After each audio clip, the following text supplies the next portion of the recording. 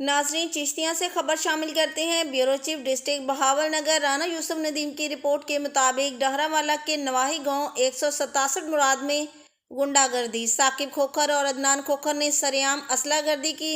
Video में देखा जा सकता है कि मुलजमान सरेआम असला और खंजर लहराते हुए धमकियां देते हुए चादर और चार दीवारी का तकद्दुस पामाल किया और ट्रैक्टर की मदद से चार दीवारी को गिरा दिया। अदनान इंसान बन जा।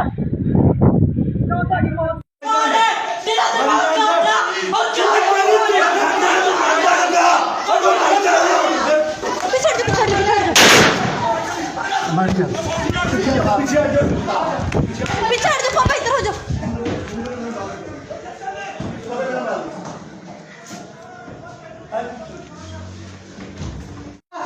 बैर मारो बैर।